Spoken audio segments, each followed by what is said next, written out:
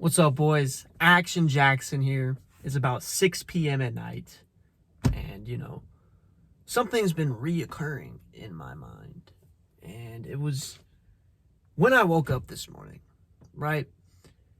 Basically, the thing that keeps reoccurring, it's not even in my mind. It's something that's just happening over and over and over again. And, it develops patience, right? I keep getting delay after delay after setback after delay, and it's to develop my own patience.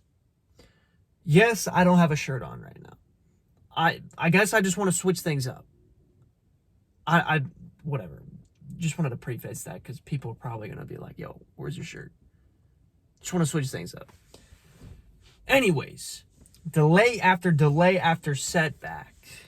Last night, some dude, right? I was at a green light, was making a right onto the freeway, and some dude ran the red light. He ran the left turn, red light, and he fucking hit me and took off my whole side mirror. And I was on the way to Red Hawk Academy. I don't know if you guys know what that is. I was going to train MMA with my boy. And I've been wanting to do this, And the first time I wanted to do it and I went over there, I couldn't do it because of a setback. But now this happens, and now I have to deal with it today, with tomorrow, But the thing is, when you're faced with a setback, when God puts this test in front of you, it is to test your patience. All he was doing was testing my patience. All he was doing was seeing how I'd react to the situation. Would I remain calm? When a problem hits, will I remain calm and solve the issue? Yes, I remained calm. I solved the issue. Got set back. Couldn't even go to bed till like 10 or 11. Still woke up at 4:15 in the morning this morning. I don't know if you could see these eye bags. Yes, I'm tired. But you know what? These setbacks, that's not an excuse to just sleep in. That's not an excuse to be like, I need my 8 hours. I need my 8 hours of sleep. No! I'm gonna fucking wake up at 4:15. Alarm's ringing. It's cold outside. It's warm in my bed. I'm comfortable. And I peel off the covers. It's cold. It's uncomfortable. I'm tired. Turn on the light. Light's blinding my eye. I'm just like, fuck, man. Fuck. Because, I knew this was going to happen. I knew I wasn't going to get sleep. As soon as that dude hit my mirror, I'm just like, fuck. Because I was planning on, doing my MMA, doing my thing, and coming home, doing a little bit of work that I had left, going to bed around 8 or 9, bada bing, bada bam. But I got set back. This is the thing. Most of you guys get hit with a problem, and you take that L and you fucking implode. You fold.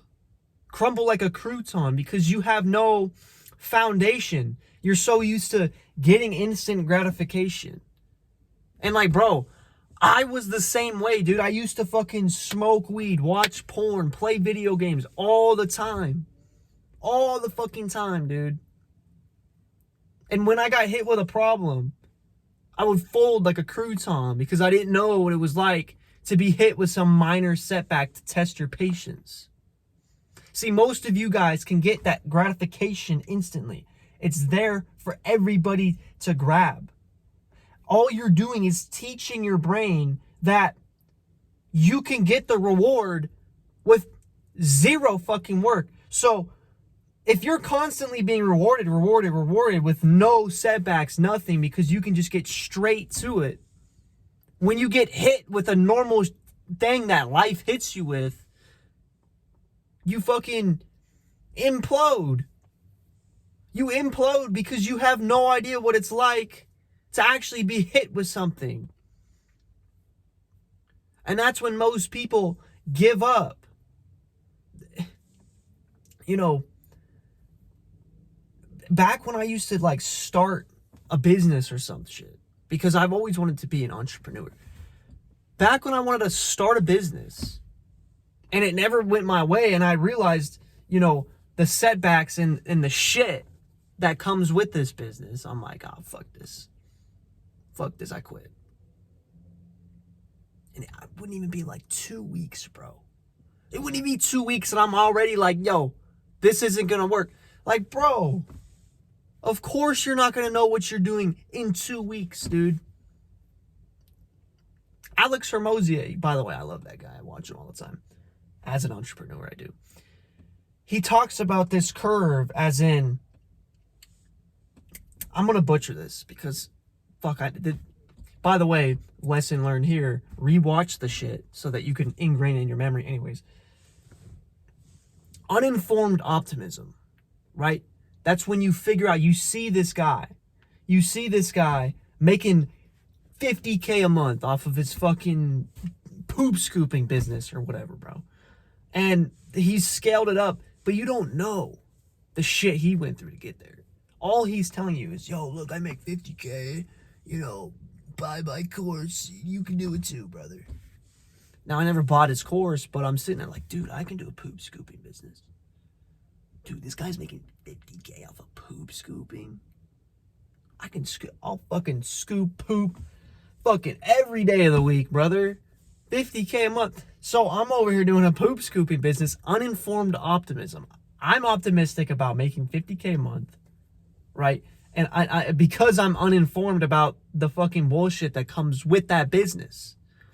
So what happens is now you learn, and now it's informed pessimism. Now you realize, okay, this is shit. And this goes with anything, not even a business, a hobby, a relationship, whatever. Everything is relative anyways. That is when most people crash and burn, and the bottom of that is the pit of despair, is how he calls it. It's the pit of despair, and that is your turning point. That's either you make the decision to quit or you make the decision to push through.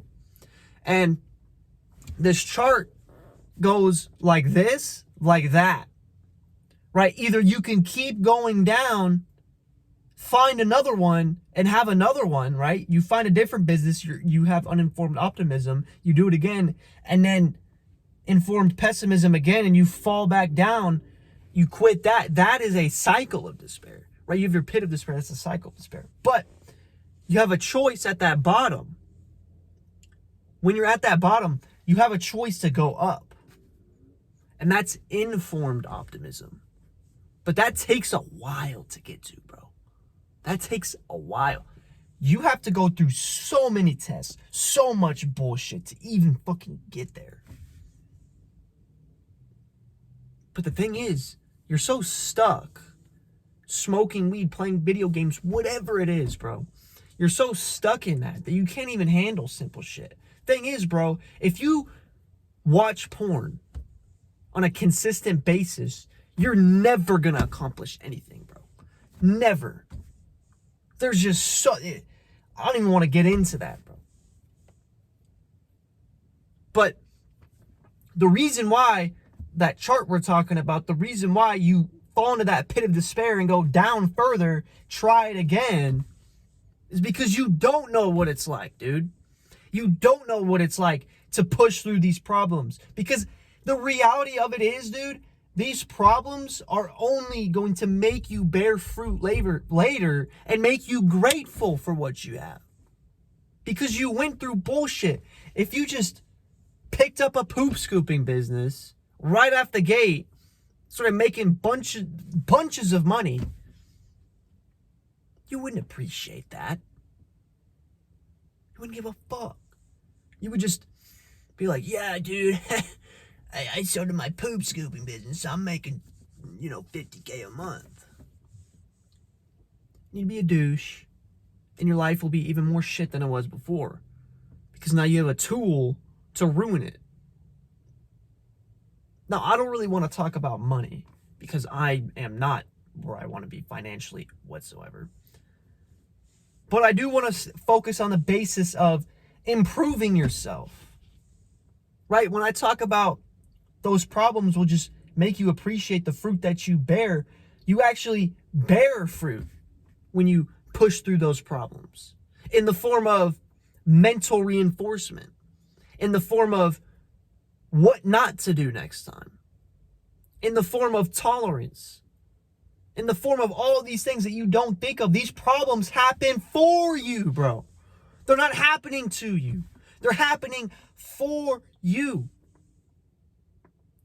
But you have such a victim mindset. A victim mindset where you blame absolutely everything around you, not taking an ounce of self-account. I could have so fucking easily been like, yeah, that guy ran that red light. Fuck that guy, man. That's ruined my fucking day. Fuck it, dude. Since I didn't get enough sleep, I'm gonna sleep in. It's not even my fault. I could have done that very logically, but I'm sitting there like, bro, I could have seen that guy. If I was more perspicacious with my surroundings, I could have saw that guy coming and got out of the way. These are the things I think of because I got rid of that victim mindset. You have to rewire your brain, brother. You have to think in a basis of logic. You can't be emotional. If you become emotional, how are you ever going to do anything, dude? I wish I had those Bible verses memorized, dude, but I can picture them in my head. You know, I guarantee you it's somewhere in the Proverbs. But the Bible will talk about how you can't even control your emotions. You're just going to be a feather in the wind. Because the world, whatever you want to call it, the world feeds off of your emotion. It uses that emotion. You can call it Satan, you can call it the universe, you can call it whatever you want, but there's a force in the world that wants you to be emotional because that is a tool. That is a tool that they can use to control you and blow you in the wind. But this fan, bro, the wind, is blowing down to a pit, a hole of hell and despair. And that is exactly what you're in. You are a feather in the wind being blown into a hole. And that's all it is. You have to climb out of that hole. You have to stop being a fucking feather and be a fucking... I don't even know how else to relate it to. Be that motherfucker. Be that guy that can crawl out of that hole. Turn into a man. You know, matter of fact, yeah. Stop being a feather. Turn into a man. And start crawling out of that hole. Because you're in that hole right now. I was in that hole. But guess what it took me to realize, brother? It's up to me and only me. It is my fault that that guy hit me even though he ran the red light. It is my fault why I'm broke. It is my, and I'm speaking in terms of when I was a loser. It is my fault that I have to smoke weed to cure my depression. It is my fault I'm depressed. It is my fault I'm anxious. It is my fault that I'm, looking like shit. I'm skinny fat, have acne. It is my fault why I'm a pussy. It's your fault. And if there's people around you going like, oh, it's not your fault, bro. Bro, it's okay. It's okay. Get those people out of your fucking life because all they're not friends. They're not friends. They're just sitting there. I don't even know what to call them. But if they were truly your friend, bro, they'd be sitting there being like, dude, get your fucking shit straight. Like how I'm talking to you right now. They would be like that to you. They'd be concerned for you. And yes, Maybe they take the heat from you. Maybe they take the fire, but they know long term that is going to help them. And you're going to succumb to it. You're going to be like, he's right. And I thank you for that, bro. And next time he does that, you won't get mad and unleash fire into them. This is in Proverbs, and I might butcher this, but he who instructs the wise shall be praised by the wise, and the wise will take the instruction and become wiser. He who instructs the fool will take heat. He will take conflict. The fool will get mad. The fool will resent him. But the fool never learns, because the fool will never take what he said into consideration, because their ego and their pride is so big. They can't even allow a different belief enter their mind. They have to just deflect it immediately.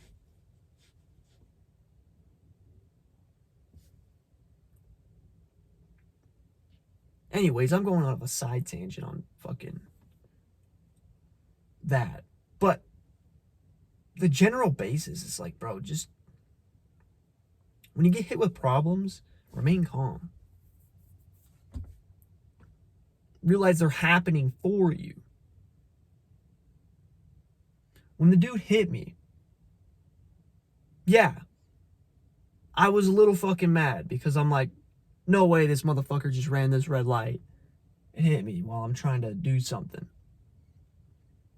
But the other part of me is like, well, shit happens. Shit happens. Everybody fucks up. You know? And matter of fact, it turned out the dude who ran the red light, his kid was super sick and he was rushing to the hospital. Yeah, part of me is like, okay, dude, you should be a little smarter and see who's coming before you put everybody in danger. But another part of me is like, that's just a father trying to save his child. And you know, there's all these people like, dude, I would have been so mad, bro. Like, why didn't you do that? Because I remain calm. I know what the fuck to do when problems like that occur. Exactly what I'm talking about. Same people that watch porn, do all that shit. Get your life together, bro. If you can't even endure simple problems, you're never gonna progress, dude. You're never gonna progress, because those problems are growth in disguise. Those problems make you grow. They make you learn. It's a wall that you have to jump over. And once you jump over that wall, you find fulfillment, because now you know how to jump over that wall. So if you're hit with the same problem, the same wall, then, you know, you'll know. You'll know what's going on. You'll understand everything. That's the thing. Now, I might have sound a little stupid there because I got a text message. Kind of threw me off track. But the general basis of what I'm saying is develop tolerance to any sort of problem that comes your way, because in reality, that problem might even be the thing that gets you to where you want to go. What if you get hit with a super big problem, you get fucked, and you gotta deal with this shit for weeks. But after those weeks are done, you've grown and progressed from that, and you've taken the opportunity that has presented itself as a result of that problem, and now you're bearing fruit. You have no clue, bro. So you just have to keep marching forward with the best mindset you can possibly adopt. When you quit the weed and you're hit with a craving, this is just an opportunity to grow. Just keep reminding yourself that. When you quit the porn and you get the craving, think the same thought. Get rid of every bit of temptation. And pull yourself out of that pit of despair you're in, that feather in the wind that you've been blown into. Turn into a man and actually crawl out of it. Become a man. Stop being a fucking feather. I hope this hits home for a lot of you guys, because this is shit I needed to hear when I was younger. And I wish I heard it earlier.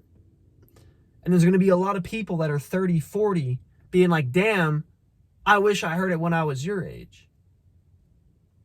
So if you are my age, pull your head out your ass, bro. And if you made it this far, you're resonating with this. Right? I don't edit these videos to get everybody to watch. I'm not Hamza. Fucking be an alpha male, this and that. Bro, I'm telling you the raw truth and the raw reality of progressing. I'm just documenting everything I'm going through. And I want to teach you. I want to be that person I never had when I was younger. Listening to all these fuckheads. Name a swagger soul saying, you can't even get addicted to weed. That is why I got addicted to weed, actually. Matter of fact, him saying that. Piece of shit. He's gonna rot in hell. Sold his soul to whoever to say that shit. You know damn well you can get addicted to weed. Fuck. I mean, can't get addicted to weed. Bullshit.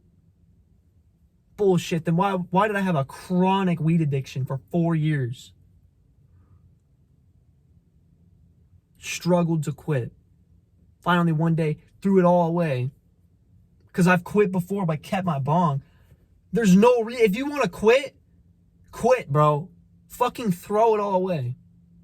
Don't give it away. Throw it away, dude. With a smile on your face, you don't even give a fuck about the money that it costed. You just throw it away. That's what I did.